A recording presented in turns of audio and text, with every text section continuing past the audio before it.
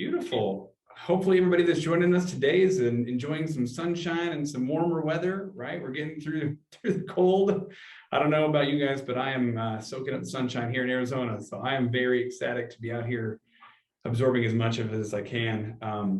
Thank you so much for the people that are on the call today. Obviously, we're always excited to join these community meetups because we like to share voices and impact and empower each other. But I'm really excited to share with you guys. Sarah Barker is the Business Development Director for the IHCA, which is the Independent Home Care Alliance. And we're going to talk a lot about the difference between alliance and association, what that means. Hopefully shed some light on that. Sarah, one of the things we like to do is have people that are here introduce themselves to you so you know who decided to commit to you today and bring their voice to the community. This is very conversational. We definitely invite others to join. So anybody listening to this, if you want to catch one of these in the future, jump on, screens off. We don't care. We love your voice. You can chat, you can share, just, you know, be present and be part of it. So my name is Adam Griggs. I am your moderator today. I am the co-founder of a little startup called CLARAfi, and I am so appreciative of everybody being here today. I will turn it over to Jonathan. Hi, everyone. It's so nice to see you all. My name is Jonathan, and I work as a marketing manager here at GoDaddy, focusing mostly on social engagement. Again, this is one of the highlights of my week. We've been talking about goals and stuff at work and just building out our LinkedIn presence. And it's so wonderful to be able to bring the forum to the table and talk to so many people at the company about how collaborative we are and how communicative we are. And this weekly meeting is such a testament to that. So Sarah, thank you so much for being today's guest. Adam, thank you as always for putting it together. I'm very excited for today. Thank you for having me. By the way, I absolutely love GoDaddy. I can't even tell you how many years it's been. Every single time I have an idea, the first thing I do is go to GoDaddy and buy the domain. That is so, working in engagement, I have to tell you, like, I cannot, every time someone says they do that, I like forget that I'm working for GoDaddy for a moment and I want to just be like, yes, like, it's such a great idea. There was something that was instilled in me way before I started working here. So I love to hear that. Thank you. Well, that leads us to Rachel. We're talking about community and collaboration. She's one of the founders of the group. Rachel. Yeah. Hey, good morning. Good afternoon, everybody. Like Jonathan said, I'm Rachel McCool. I manage community experiences for GoDaddy. And, really what makes my job wonderful is these kind of meetings, right? These kind of get-togethers, just hearing from what you guys are up to. And, our group, our LinkedIn group, we started it out, God, Adam, almost 2 years ago now, which is amazing. It's grown. We have a lot of really wonderful people in the group who, share some great challenges, some great information, and the networking is off the chart. And I love that. If there was nothing else out of the group, the networking has been really wonderful. So, Sarah, thanks for being here today. Just appreciate you, especially hearing that you had some challenges on Tuesday. So thank you. To say the least. Excited. Yes. The group is super high quality, by the way. I'm not even sure Adam and I talked about this. I still don't really know how I stumbled upon the group, but the quality of the people, right? The caliber of the information that comes across. Yeah. Now, I align with you on that. And there's definitely some leaders and contribution. Michelle, you're one of them. Why don't you introduce yourself? Hi, everybody. I'm Michelle with AJM Financial, and my main goal in life is to help other people live a better financial life. And that's through helping them build their credit scores, and creating smart financial plans. Some people call them budgets. I call them monthly financial plans. And also just to build long-term emergency savings. So that's kind of it in a nutshell. But I'm always happy to be here. Yeah, we never know what's going to happen in life. So Michelle, thank you for being here and being part of the community. Chris. Hey, my name's Chris Costanis, and I'm the president, owner, and chief bottle washer with surffinancialbrokers.com here in Myrtle Beach, South Carolina. It's a virtual insurance agency that we do everything mostly online.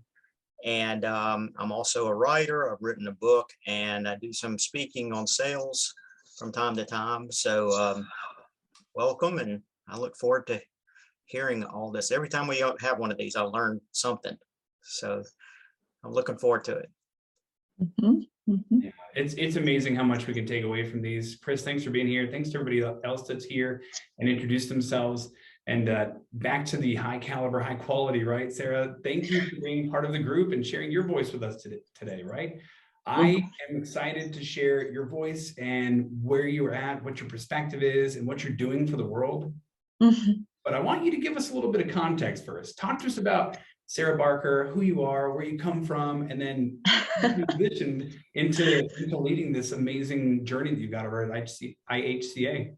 Absolutely. Well, thank you again for the opportunity. So I'll be pretty concise, but I was born in a really small town called Porter, Maine. Actually grew up with an outhouse for the first 5 years of my life. So dad was a logger, come from a family of really hard working people. And so, I ended up going to military college, first person in my family to go to college. And the person who even tipped me off that college was an option for me happened to be somebody that was in the military. And so, of course, he only suggested military colleges. So I left, went to military college, joined the Army National Guard. It just so happens I joined right before 9/11. So it ended up taking me about 10 years to finish my degree because I was in and out between activations, but ended up finishing it. And then I somehow fell into sales. And it's funny because everybody thinks that sales is people have this thought about sales being like dirty, right? And so I try to tell people sales is not a dirty thing. Like everything in life is around sales. From the moment you're born, you're trying to get needs met, right? So you're always selling. It kind of makes the world go around, right? So in 2011, I got into 2011 or 2012. Found my first opportunity in elder care, and that's where I've been ever since. And specifically in the caregiving side of things. So non-medical home care is what they call it. I do have a really deep passion for leaving a positive impact in the world. I think especially in our society, right? In America, we tend to not give our elders as much focus as they should, right? Compared to some other cultures. And so it breaks my heart to think about a lot of our elders in our society that are kind of just aging alone, right? And so non-medical home care is, we put caregivers in the home, right? Now, back when I first got into the industry, I would meet with families and I would actually lose sleep because the cost of caregiving is not, it's not cheap, right? So it's out of pocket or long-term care insurance. And the thing is, some families that I would meet with, it's not as if they were, necessarily irresponsible with their money, right? It's just they were hardworking, blue collar people. The cost of care is astronomical. And so along the way, I ended up starting a nonprofit called Vets for Elders, which is about merging veterans, right, with low-income seniors in San Diego County and providing some companionship and healthcare advocacy. So that was years ago. And then right when COVID happened, actually, I think this is when I found the GoDaddy group. I had started a company called Connect Our Elders, which I still have. And it's more about, guiding families, because what I know from being in the elder care industry, even though, we have parents and grandparents and aging happens, but you guys, like by the time a family finds me or they find a caregiving agency, they really don't know what they don't know. Like many families don't know the difference between home health or home care, right? And so helping them through that maze of understanding what resources are available. So then I was at annual training at Fort Hood, Texas, and a buddy of mine called Jeremy Fuller, and he said, "Hey, Sarah, I just got off the phone with a friend of mine. He's looking for a director of business development. Are you interested?" And I was like, "Jeremy, I have my own company, but sure, I'll check it out," because I always check out any opportunity, right?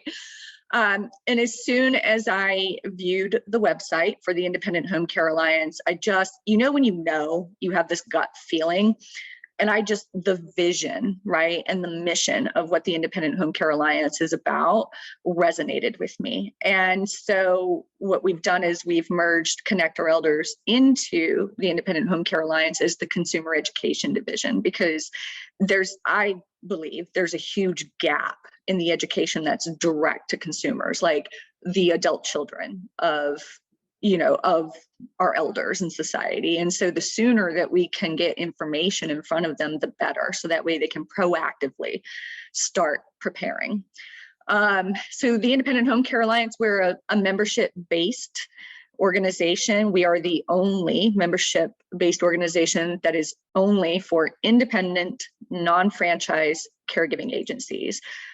There are associations, Home Care Association of America, and we always encourage our members to be members of those associations, because we're not the same, right? You're never going to see us in DC doing advocacy. We are all about empowering and elevating the independent, non-franchise caregiving agencies. Military background, East Coast. So when I want to be blunt about it, it's usually, we're looking to level the playing field for the small business owner, right? The independent caregiving agency owner. I love it. I love that you're giving people a fighting chance, first of all, because as small business owners and entrepreneurs, which is what our community is all about, you want to have a fighting chance and you don't want to feel like you're suffering alone. And so you find people that are of like mind. And I love that you shared your evolution, the evolution that created you and your perspective, your experience, because you're sharing that experience. That experience drove you to set up your own company. It evolved you, right? Tough times make for tough people, and you've been through some tough times, and now you're a tenacious person and a leader in an environment you have a passion for. And then you didn't stop there. You had your own business. You let somebody tell you about an opportunity, and then you didn't shut it down. You were like, you know what, let's see it out. And that's how so many things for us evolve if we allow ourselves an opportunity to just see what's out there, because you just don't know what you don't know. And I love that your mission as a leader in this alliance is to give people perspective, to give them the availability to feel like they're in something that's going to give them a fighting chance. So yeah, talk to us more about the difference between association and alliance. What do you do? Where do you find your tribe? Talk to us a little bit about that. So when we think alliance, I think the best way to describe it is that we really believe that we are, walking step by step with these independent home care companies, so it's not just that we're telling them what a best practice is. We're willing to hold their hand and walk them through how do they implement this best practice that's really going to help grow their agency. Because home care, I don't know how much our audience is familiar with home care, but it is not an easy business. And the perception is that because the cost of care is high, it's expensive, that these home care owners must be making a ton of money. Can you make a decent living? Yes, but the profit margins are really not that great in home care, right? And it's highly emotional and stressful, especially with the staff shortage, right? The last couple of years. And so, for a lot of them, you can make a decent living, but in some regards, it's a labor of love too. So alliance, right? Leveling the playing field. So the franchise companies, right? There's great franchises out there. So, this is not about bad mouthing them or anything like that. It's just when I say level the playing field, a lot of these big franchise companies, they get the services to run their agency for a fraction of what an independent business owner has to pay, right? And the reason why is because they don't have numbers to go negotiate with the vendors. So that's one of the things that we do for the independent companies is that we go to the service providers and negotiate, right? The same rate, if not better, for our members. Because I've heard it before in the past. They'll say, well, the franchise owner had to put money up front to buy into the franchise. Well, excuse me, did the independent caregiving agency owner not have to pony up some capital to start their business?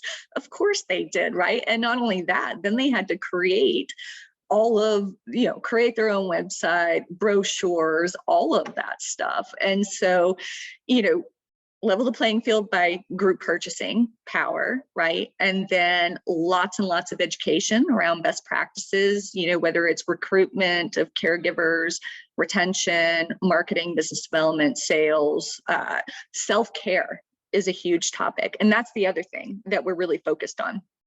What we realized is that we can sit there and we can talk to these business owners all day long about their business, but if we're not really providing them some education and guidance on self-care, what difference does it make, right? Because how are they going to really be able to show up and effectively take care of their people and their business if they're not taking care of themselves? And so we do provide education around that type of thing too, right? Stress management. Yeah, I love the verbiage you've used so far in giving them purchasing power, but giving them a safe space to evolve and feel impacted and empowered. And I like that one of your focus is self-care, right? We've all got stresses, but can you imagine being in an environment where all you do is deal with like healthcare issues that need to be dealt with like walking on eggshells, right? You got to do it with a delicate approach. You want to make sure that people are respected and taken care of, and then you're constantly dealing with losing loved ones. And a lot of times you become attached with those people. And I've worked in the elder care industry for almost a decade too with our clients. And it's amazing how much space they have in their heart for their clients, especially if they want to own and operate their own brand, their own passion, their own availability to create something meaningful. And that's what it's all about, is making something happen that's meaningful.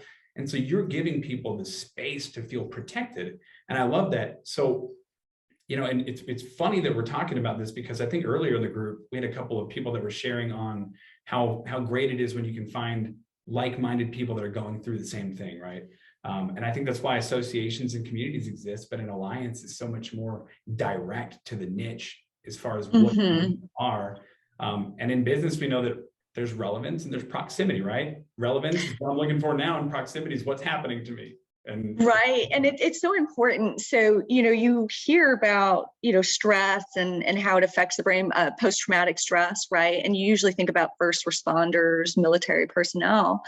But a good buddy of mine, Jeff McFammon, so he was in the military, worked for the CIA, and then he spent like all of his civilian time really focusing on the human brain and how do you reduce stress. And so my point is, if you look at the brain of a soldier that's been to combat, right? But then you would look at a brain of a business owner, an entrepreneur, and just take like that home care company owner over the last 2 years, right? Through the pandemic and all the stressors, you can't tell the difference between them, right? Because your leader, right, in the military, they have a lot weighing on them. They're responsible for a lot of lives, but really your entrepreneur is too.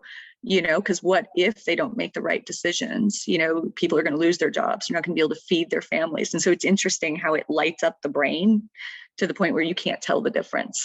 and these home care company owners, they're tired. They're really tired and fatigued. And that's why when we talk about this alliance, we're aligning with them really to support them and their whole agency. That's the other thing with the Independent Home Care Alliance. We recognize, so if an agency is a member in our alliance, the membership is for the whole company, right? Not just the owner, because we could provide that education, but if they try to pass that down, it gets diluted. And so our education is for anybody in their agency that they want to participate in it. Rachel. I was going to jump in. Sarah, your story is so amazing. Your whole background growing up in a tiny town and going to military school and being in the military, and a couple of things that I really relate to in your story is, first of all, I went through, talk about stress with my parents in dealing with their care. And this was, 12, 13 years ago, but I was actually just yesterday thinking about how that has been probably one of my most stressful times in my life of dealing with them from a distance and trying to help them when they didn't want to be helped, and all of that kind of stuff. So the work that you do is really amazing. And then the other thing I relate to is my brother works for the VA, and he actually helps other vets who have disabilities in his work and stuff. So he tells me about some of the challenging scenarios that he has working with his clientele. So just really appreciate what you do, because it is very stressful, and none of us are trained on how to take care of our parents or our grandparents or our aunts and uncles or whoever needs help. We're just not trained on that. You're not So- trained, and even if you were, you're so emotionally close to it, right? Yeah. And there's almost this role reversal, right? And now all of a sudden, I mean, and every situation is unique, depending on the family dynamics, but more times than not, we'll just take a mom, for example. Well, Rachel, how dare you tell me what to do, right? Like, That was my dad. there you go. Yeah. It's really rough Yeah.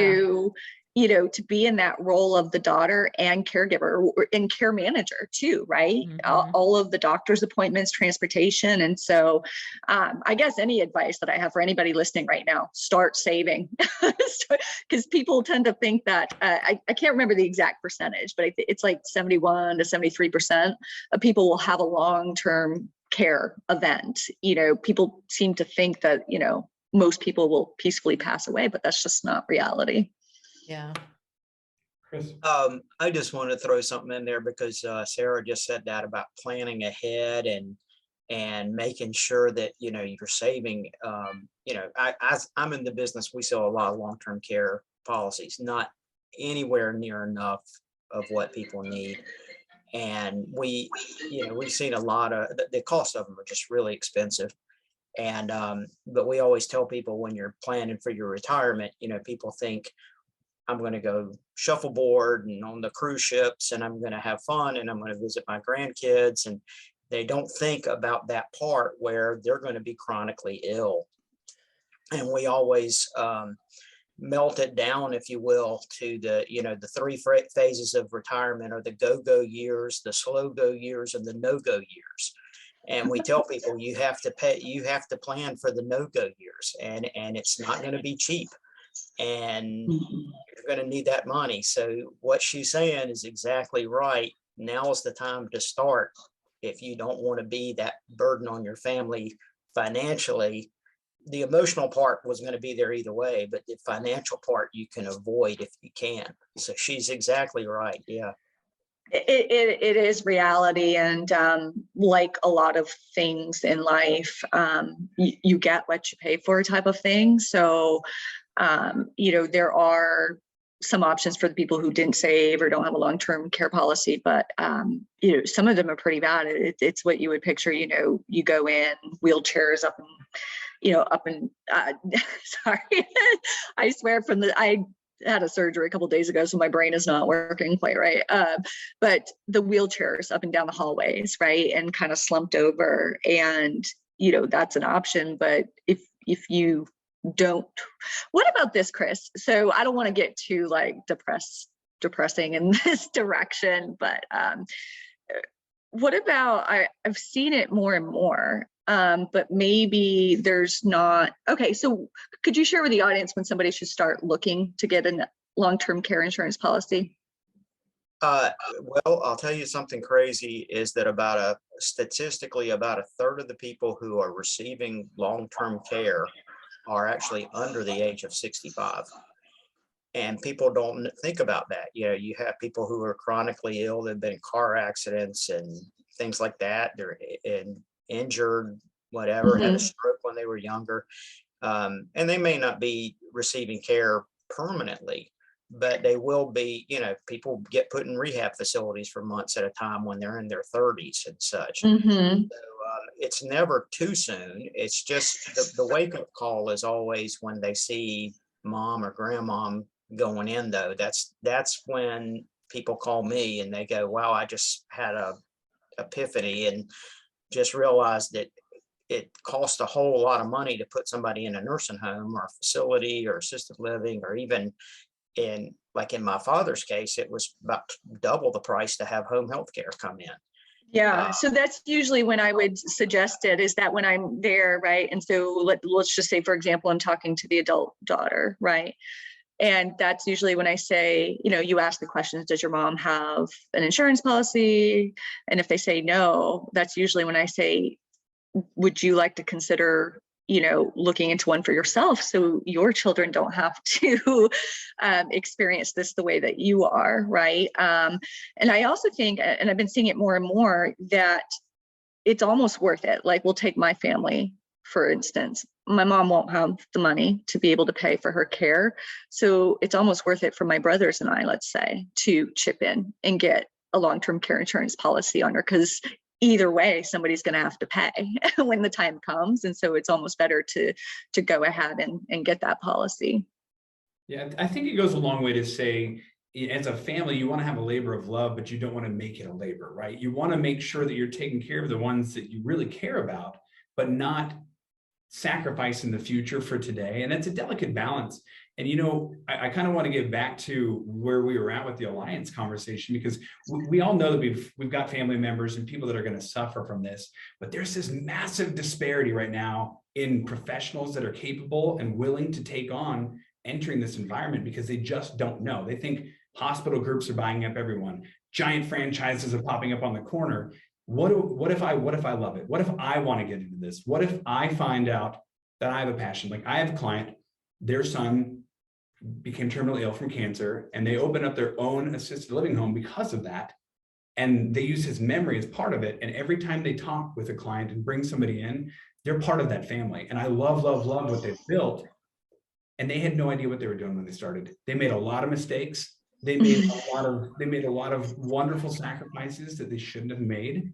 And they've learned from it. And they have an association they're part of. And they're probably more like an alliance too, because it's these assisted living homes in Southern Arizona that really share with each other.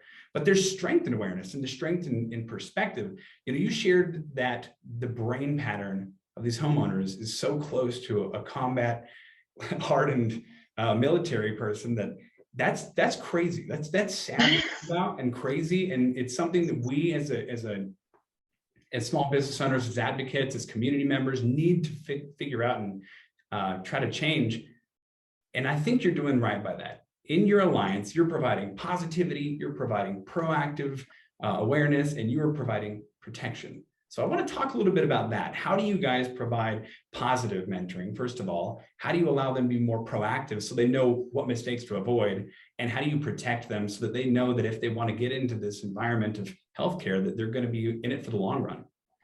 So the Independent Home Care Alliance, if somebody's thinking about starting a caregiving agency, our members are already established operating caregiving agencies that want to grow to the next level. And so if somebody's thinking about starting an agency, we would direct them to other people that could guide them with starting one. But how do we provide that positivity and make sure that they're successful through a variety of paths, through educational webinars that some we facilitate ourselves, but we also bring in subject matter experts in certain areas. For example, we have a solid relationship with Hub International that would talk about workman's comp insurance, right? How do you make sure your mod, I think is what they call it, is low, so that way you get a better premium, right? Or a lower premium.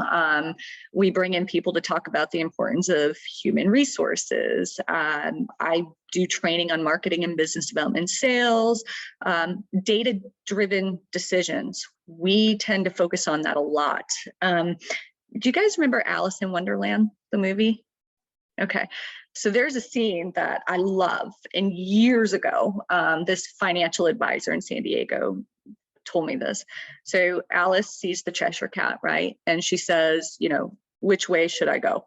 And the Cheshire Cat says, well, where are you going? And she said, I don't know.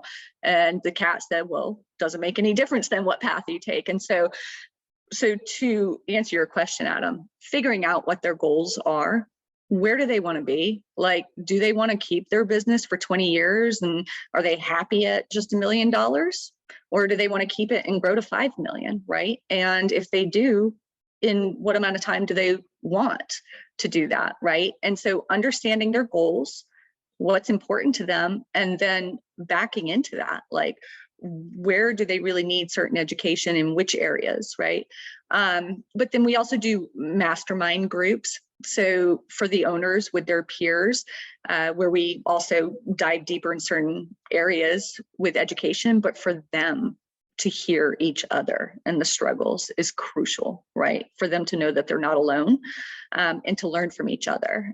So maybe there's an agency in South Carolina that's doing really well with recruitment, okay? And then we have an agency in Alabama, let's say, who's not. So what is that agency in South Carolina doing that's working so well, right? And then can this other member duplicate what that person's doing? I mean, you don't have to reinvent the wheel, right? And so just that peer support is one of the ways that we do that.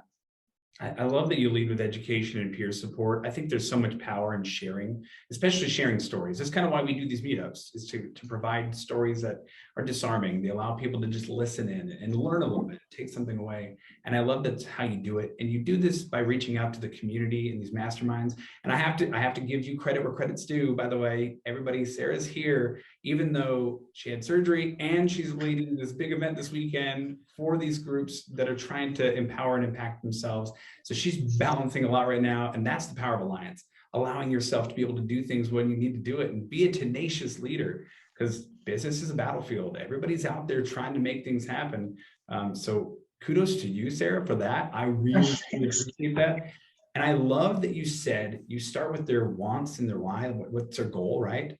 And I love that that's where you start. How do you get them from knowing what their goals are and why they want to do it? How do you get them from that to giving into trust, joining your alliance, being part of the community and opening themselves up and sharing those stories? So how do I get to their why? I mean, it's amazing what asking a simple question. I feel like we don't, I tend to be pretty direct, but sometimes I find that in society now we kind of tiptoe. It's not rude to ask people, like, why do you do what you do? And why does it matter to you, right? And so it just starts with a conversation. I have noticed, right? So when I started with the Independent Home Care Alliance, I mean, I had owners like breaking down in tears because they're so tired and overwhelmed, right?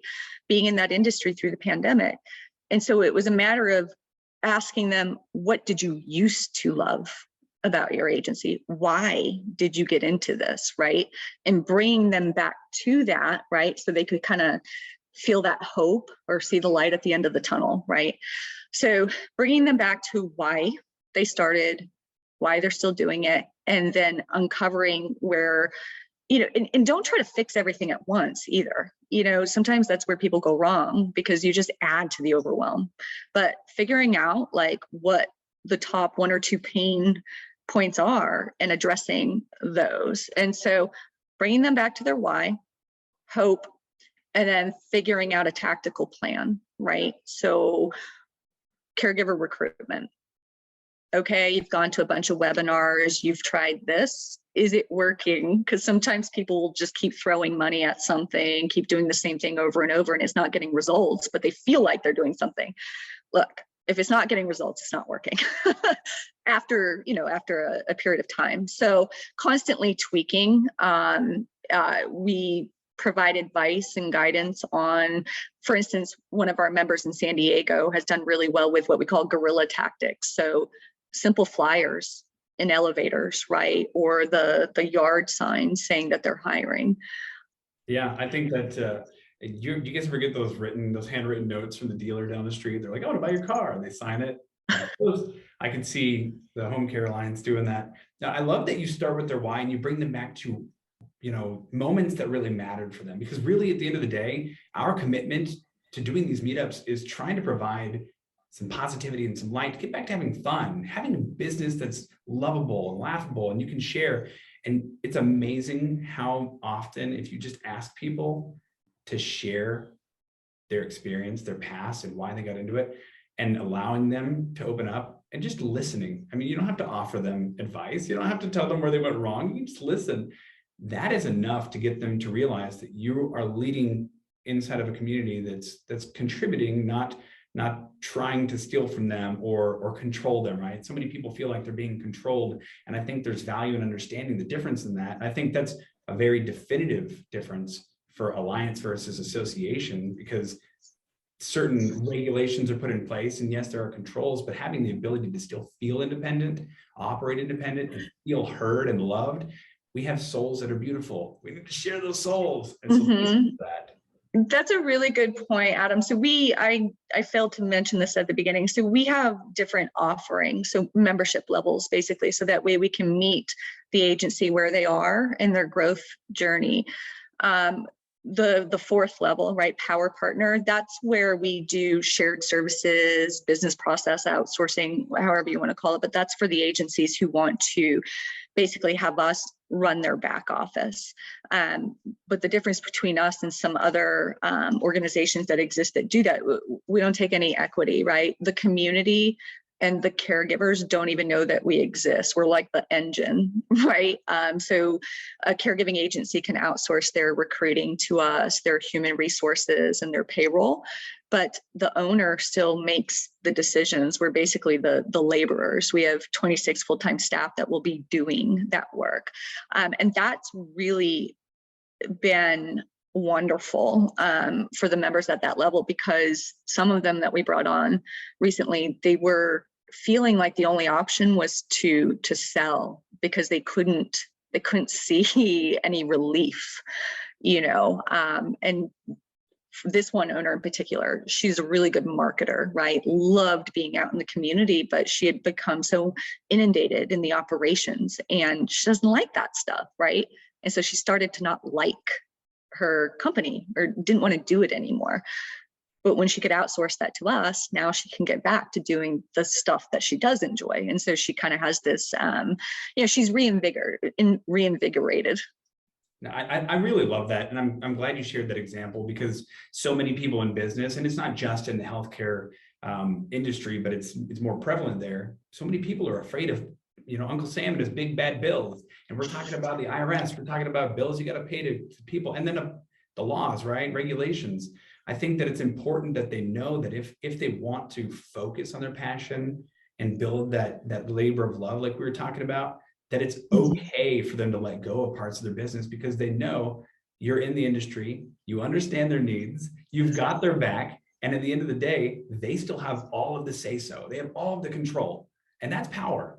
That's they do. Power. Yeah, we don't change their culture or anything. It's just, so what I think is so compelling about that BPO, business process outsourcing offers, because when I worked in-house at caregiving agencies, right, there tends to be a lot of turnover. So let's just take a $1 million revenue company for our example, for easy, you know. So the way that we have it modeled, you know, they get 26 full-time staff members, right, through IHCA if they choose to do that level, and recruiting, human resources, payroll, right? There's no way they're going to even be able to get one full-time employee that's going to be necessary for them to scale their business from, let's say, 1 million to even 2 million, right? And even if they can, people, you know, sometimes overpromise, underdeliver, or if you have a really good person, you know, there's no guarantee that they're going to stay with you, right? So I think that Power Partner BPO offering is ideal for that caregiving agency that really wants to scale, you know, from 1 to 3 or from 3 to 5, because you completely eliminate the risk of making a wrong hire or turnover in the areas of recruitment, human resources, and your accounting department.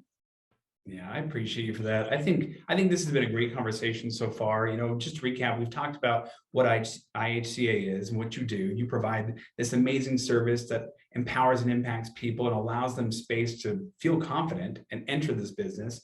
You're allowing them to express their vision and align together and really get back into making what matters matter, right? Get into stride. So many of us are overwhelmed. So I have to appreciate you for that and everything that you've talked about today. I think that people that are thinking about entering into the healthcare market and opening their own business, they should 100%, you know, connect with you and follow you.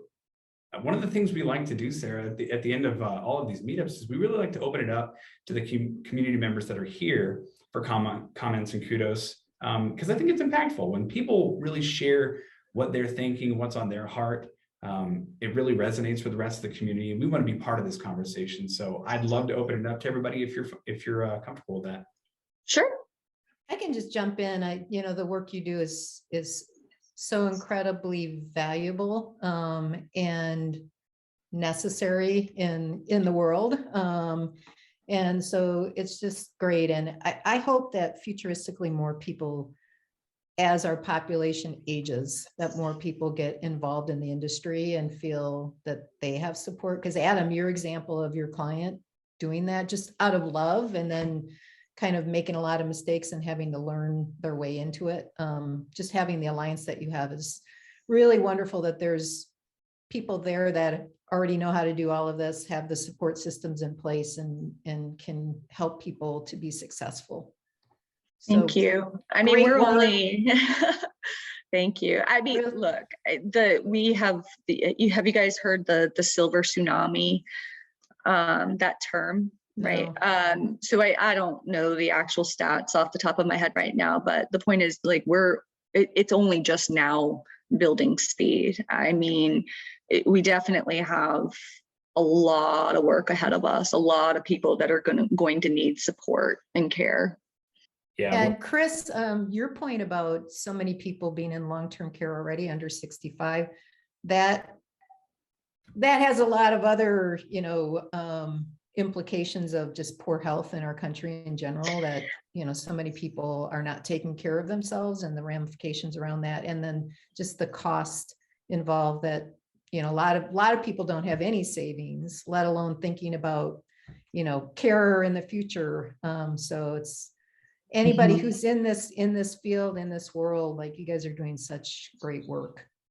Thank you. I would really like to see, well, families are more geographically separated, right? And that started happening with industrialization and all of that. But I don't know about you guys. I grew up small town, so grew up with my grandparents and everything. And I don't know how it would work, but I think that it would be wonderful if we started seeing more merging of our younger generations with our older folks, right?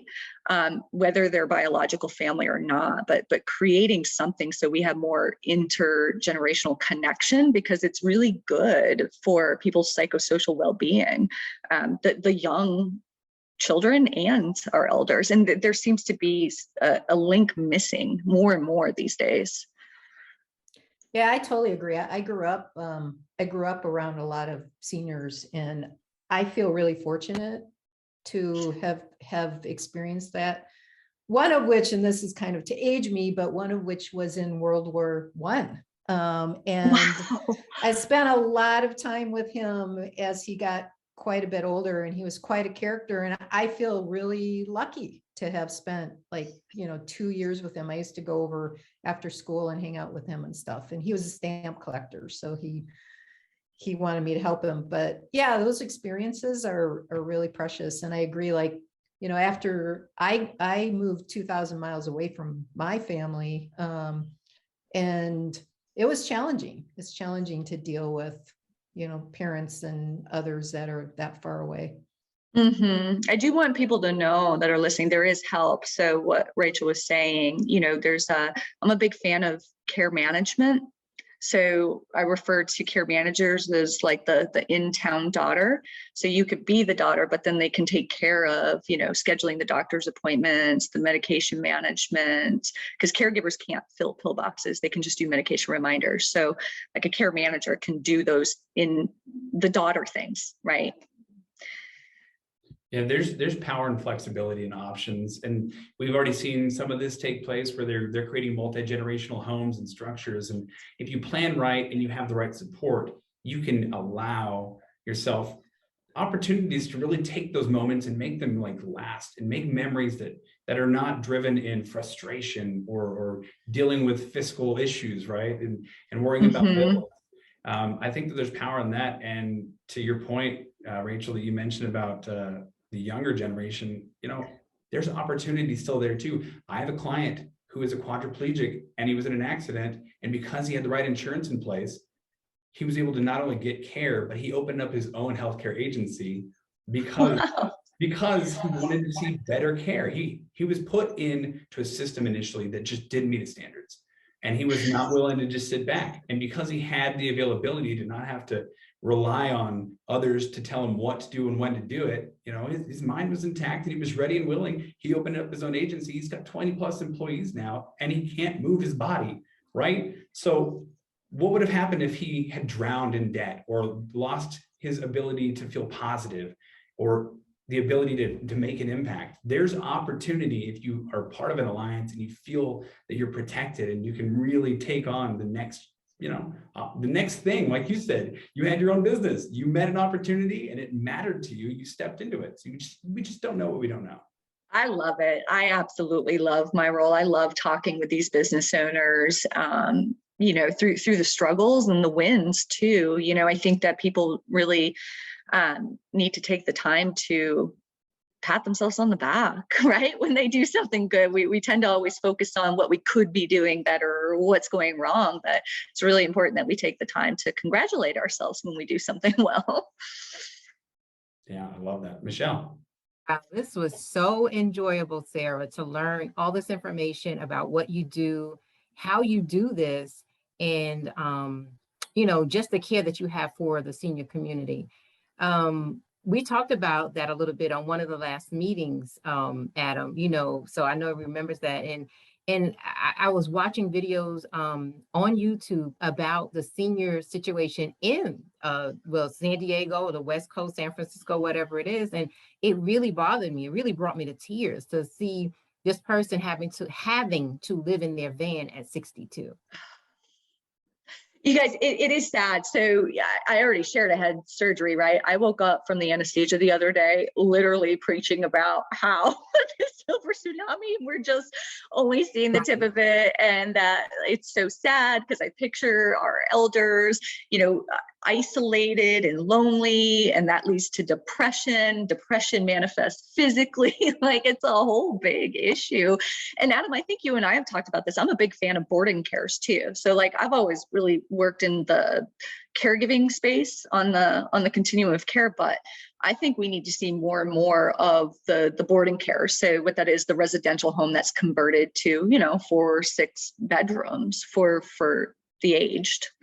How you help other small businesses to be able to manage in that space as well. That's something else I really not just enjoyed hearing, but admire you for doing that, because there are a lot of bigger companies out there, not just in this industry. And I feel that way sometimes, and do as people will, look at you and want you to do what the bigger company can do because they have bigger resources. You can come to an event and bring all the goodies and the cups and the handouts and the this and that, because that company, they have that big resource to do that. And sometimes the people who show up, it's just a job for them. This is a passion for me, so it makes a difference. So it's a job. They come and they can tell you what they've been taught to tell you about handling your personal finances, but some of those people have never been in a dire situation. So that passion and emotion is not there. So are you really helping them, or you're just regurgitating words that you read in a book or the manual? So, it is a big difference to have that organization that can help you get to where that bigger company is.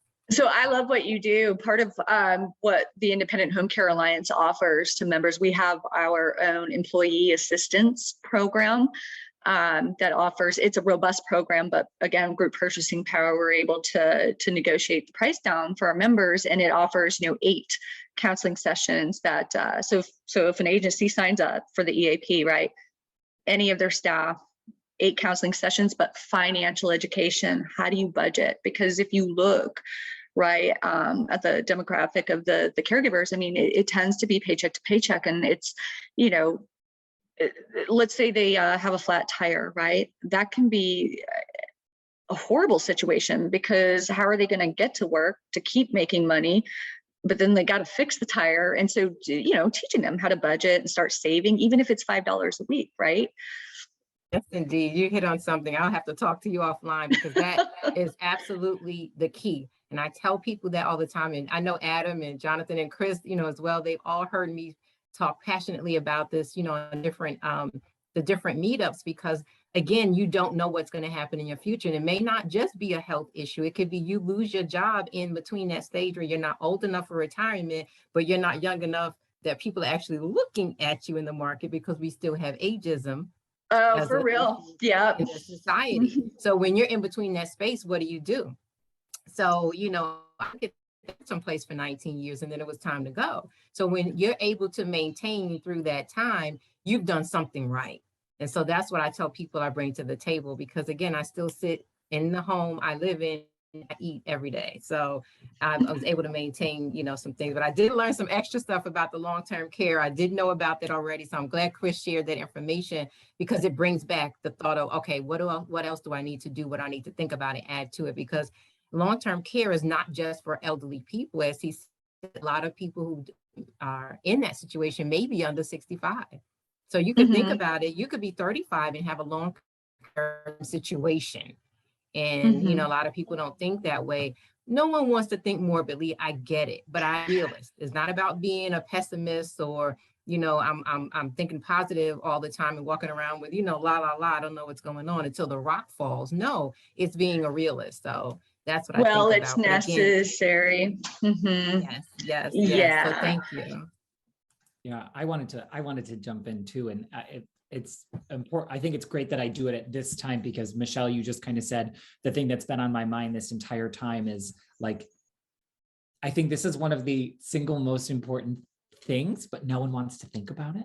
Like, it's such an interesting, like even just sitting here and listening to this and starting to reflect on it internally and think not just about myself, but like my parents and remembering, what my mother went through with her father. And my dad was a legacy planner with MetLife for years and years and years, and I would go with him. I remember I was much younger, and I would go with him he'd stop at hospitals and teach seminars to people about managing their finances and investing, after a certain age. And I never understood it. I did to a degree, but now, like, knock on wood, I still have a little bit of time left before I, hopefully will be put in a position where I need these resources. But you understand, like, you sit here and you think like, well, if I have any intention of living past a certain age, like, I do need these resources. I need to know that they're set in place right now, but nobody wants to think about it. Like, it's such a strange might be the wrong word, but it's very visceral. It's a very visceral thing to have to consider. And it's so personal.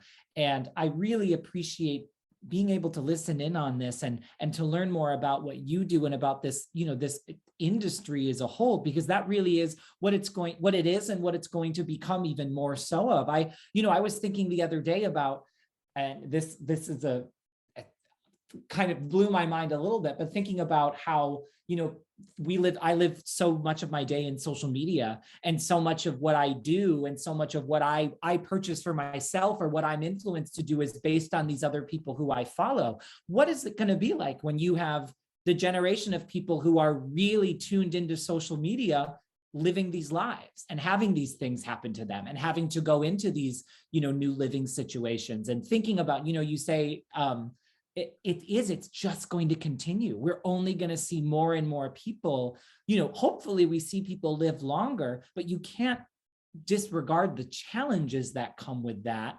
As long life does not necessarily mean that you will continue to be able to do the things that you were able to do when you were, 30, 40, 50 years old. And I have so many people in my life, particularly who work in veteran care. They're nurse managers at the VA and worked in orthodontia with the VA.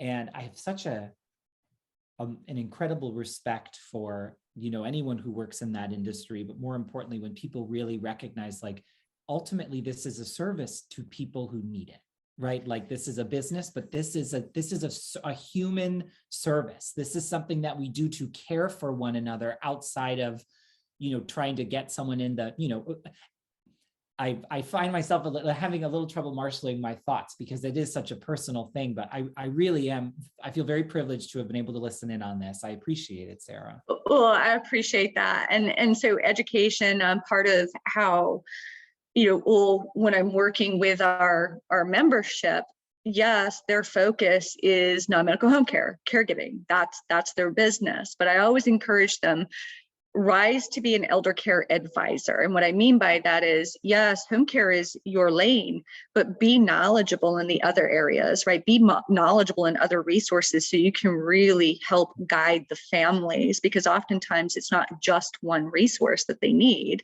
right? And so you really want to, and also for marketing and business development, right? Like if you're presenting yourself as that overall advisor, then you partner better with the financial advisors and the estate planning attorneys, so on and so forth.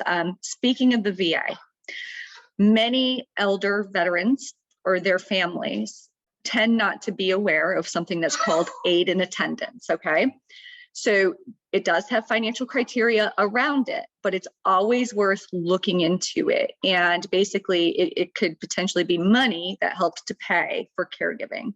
So any elder veterans, or if you're listening and you have a loved one, an aging loved one that is a veteran, look into aid in attendance. It can possibly help pay for care if you meet the criteria. Amazing. I love that you shared that last minute piece right there, because really at the end of the day, it's all about being relevant and proximate, right? Everything matters to us when it matters to us. And it's our job to be vocal megaphones, and we're sharing the availability and the options, and options beget options and opportunity. And when you want to enter into an environment, or you want to do things the right way, it can be very intimidating. It can be very distracting. It's hard to be disarming and talk on a personal level, like what Jonathan said. And honestly, we need to do better, because we need to provide people options to stay in their home or go to a boarding home or find a place that feels right to them and what their needs are, because it's not going to work the same for everybody, and that's okay. And I love that that's what you're creating with your vision, talking about the opportunity that is the silver tsunami. 10,000 boomers a day were retiring, and now we're at the point where 10,000 a day are hitting 65. Like, it's time for them to start really taking up the torch and making sure things are set up for their legacy, and so that their families can feel empowered and loved and cared for. So I want to make sure that we provide this megaphone for you, Sarah. So where can we go to have people connect with you, first of all, and how can they impact your vision? How can we perpetuate this? Thank you for asking. So people can learn more about the Independent Home Care Alliance by going to our website, and that is www.indhca.org. Please connect with me on LinkedIn, Sarah Barker. And I guess my ask is, if you own an independent non-franchise caregiving agency, please check us out, consider membership.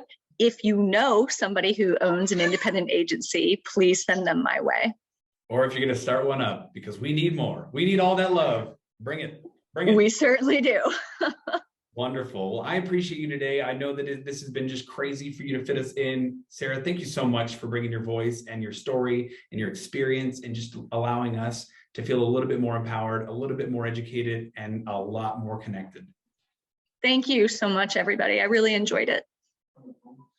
Wonderful. Thank you, everybody. Have a great weekend.